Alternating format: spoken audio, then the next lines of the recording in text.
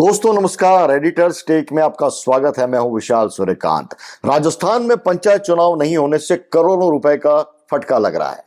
अहम बात यह कि समय पर चुनाव न होने से रुकी ग्रांट को लेकर केंद्र और राज्य की डबल इंजन सरकार भी कुछ कर पाने की स्थिति में नहीं है। हालात ऐसे बने हुए हैं। राजस्थान को हर साल करोड़ों का फटका लग रहा है और चाह कर भी इससे कोई रोक क्यों नहीं पा रहा है। दरअसल मामला पंचायत चुनाव को लेकर है और आज हम इस पर विस्तार से बात करेंगे। समझिए मेरे साथ पूरी कहानी की कैसे पेच फंस गया है। हजारों लोग चुनाव लड़ते हैं पंचायती राज में, उनका इंतजार तो अपनी जगह है, लेकिन क्यों और कैसे पड़ रही है विकास के कामों पर आर्थिक मार। जानेंगे सब कुछ। जुड़ जाइए मेरे यानी विशाल सूर्यकांत के साथ एडिटर्स टेक में, जहां आप और हम बात करते हैं हर जरूरी मुद्दे की और करते हैं उसकी पड़ताल। चलिए शुरू से शुरू करते हैं। एक शेर है कि उम्र दराज मांग कर लाए थे 4 दिन, 2 आरज़ू में कट गए 2 इंतजार में। जी हाँ, राजस्थान में पंचायत चुनाव समय पर नहीं होने से 2 तरफा नुकसान हो रहा है दोस्तों। एक तो हजारों लोग जन प्रतिनिधित्व की महत्वाकांक्षा लिए इंतजार कर रहे हैं और दूसरा ये कि राजस्थान को विकास कार्यों के लिए मिल रही बड़ी आर्थिक इमदाद रुक रही है। मोदी सरकार और भजनलाल सरकार, एक ही पार्टी की 2 सरकार होने के बावजूद वित्त आयोग के नियमों ने राजस्थान सरकार के लिए पंचायती राज की मद में मिलने वाली आर्थिक इमदाद रोक ली है।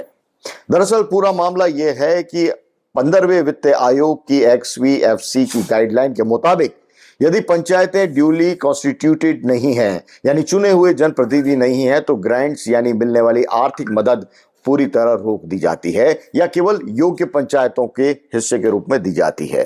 ये प्रावधान जो कि 15वें वित्त आयोग में था, 16वें वित्त आयोग के XVFC 2026-2031 पर भी लागू है। संविधान के अनुच्छेद 243 और वित्त आयोग की सिफारिशों के मुताबिक ग्रामीण स्थानीय निकायों को ग्रांट तभी मिलती है जब वे निर्वाचित हों। दोस्तों बहुत गहराई से समझिए, इस पूरे मामले में मंत्रालय ऑफ पंचायती राज की ऑपरेशनल गाइडलाइन 2021-2026 स्पष्ट रूप से कहती है यदि सभी निकाय ड्यूली कॉन्स्टिट्यूटेड नहीं है तो ग्रांट्स केवल योग्य निकायों को प्रो राटा आधार पर जारी होगी। अब सवाल यह है कि प्रो राटा आधार है क्या, जो कि राह में रोड़ा बन रहा है। प्रो राटा आधार यानी अनुपातिक आधार पर समानुपात में। दरअसल ये एक हिसाब किताब का तरीका है जिसमें किसी भी कुल राशि, कुल सीटों, कुल फंड या कुल संसाधन को जनसंख्या या हिस्सेदारी के अनुपात में बांटा जाता है। और आसान शब्दों में समझ लीजिए, अगर 100 रुपए 10 लोगों को प्रो राटा में बांटना है तो 4 लोगों का हिस्सा 40% है, उन्हें 40 रुपए मिलेंगे। बाकी 6 लोगों को बाकी 60 रुपए में उनके अनुपात में राशि बांटी जाएगी। यानी हर किसी को उसके हिस्से के मुताबिक राशि मिलेगी, न कि बराबर का हिस्सा। अनटाइड और टाइड यानी सशर्त या बिना शर्त दोनों तरह की ग्रांट में यह नियम लागू है और यही नियम बड़ा पेच बन गया है राजस्थान के अंदर पंचायती राज निकायों को राशि आवंटन के मामले में। दोस्तों इस वजह से जलापूर्ति और स्वच्छता जैसे दोनों तरह के जो अभियान हैं या दोनों के लिए जो राशि आवंटन है उन पे नियम लागू हो गया है। किसी भी राज्य को 10 दिनों तक पंचायतों तक ये पैसा ट्रांसफर करना होता है, अदरवाइज उसको ब्याज भी देना पड़ेगा। ये प्रावधान कई राज्यों में लागू हो चुका है।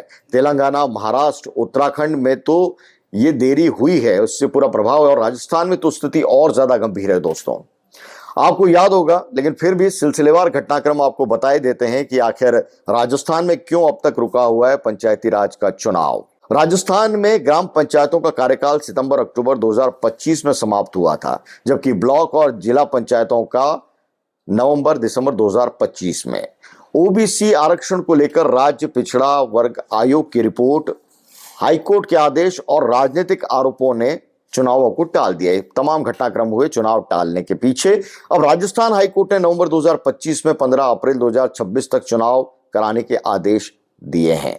सरकार ने समय मांगा तो कोर्ट ने अप्रैल 2026 में कंटेम्प्ट नोटिस जारी कर दिया और 22 मई 2026 को दोस्तों हाईकोर्ट ने सख्ती दिखाई और 31 जुलाई 2026 तक पंचायत और निकाय चुनाव कराने का अंतिम आदेश जारी कर दिया। जून 2026 तक चुनाव नहीं हुए हैं।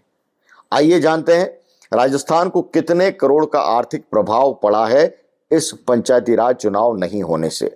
दोस्तों पिछले 1.5 साल में राजस्थान को करीब 3000 करोड़ की XVFC ग्रांट प्रभावित हुई है। इनमें केवल 1100 करोड़ के आसपास ही योग्य पंचायतों को जारी हुई है। बाकी ओबीसी आरक्षण विवाद, कोर्ट केस और चुनावी देरी के कारण अटक गई है।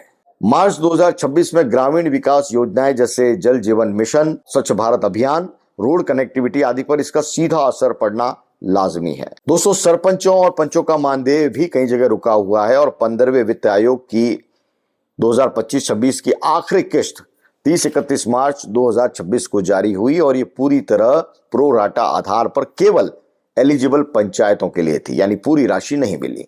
पंचायती राज में आर्थिक इमदाद रुकने का असर क्या होता है दोस्तों, आप जो इस वक्त वीडियो देख रहे हैं आप समझ पा रहे हैं कि आपकी पंचायतों में सड़कें, नाली, पानी की टंकियों का निर्माण, शौचालय निर्माण, डिजिटल लाइब्रेरी जैसी कई जो प्लानिंग है, कई योजनाएं हैं, वो यकीनन प्रभावित हो रही हैं।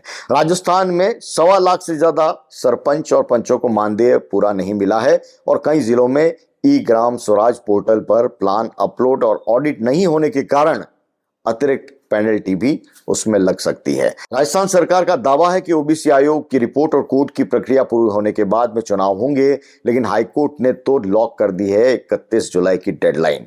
अगर जुलाई तक चुनाव नहीं हुए तो 16वें वित्त आयोग की पहली किस्त भी प्रभावित हो सकती है। भविष्य क्या है आप खुद समझ सकते हैं।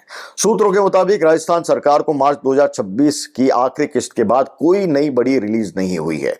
तो कुल मिलाकर दोस्तों तस्वीर का रुख साफ है। राजस्थान के अंदर पंचायती राज चुनाव नहीं होना एक बड़ा मुद्दा उस रूप में बन रहा है, राजनीतिक लिहाज से भी, ओबीसी आयोग की प्रक्रिया के मुताबिक भी, और अब पंचायतों में होने वाले विकास काम भी इससे प्रभावित हो रहे हैं। यकीनन सरकार को इस बारे में कोई सख्त फैसला जल्द लेना पड़ेगा और सरकार के फैसले पर सभी की नजर टिकी हुई है। राज्य निर्वाचन आयोग क्या करता है, हाईकोर्ट के फैसले पर ओबीसी कमीशन क्या करता है और पूरे मसले पर अब राजस्थान सरकार किस रूप में आगे बढ़ेगी, देखना दिलचस्प होगा। दोस्तों, नजर बनाए रखिए और कमेंट बॉक्स में लिखिए आपको ये कंटेंट कैसा लगा और पंचायती राज चुनाव को लेकर राजस्थान में जो कुछ हो रहा है उस पर आपकी क्या राय है।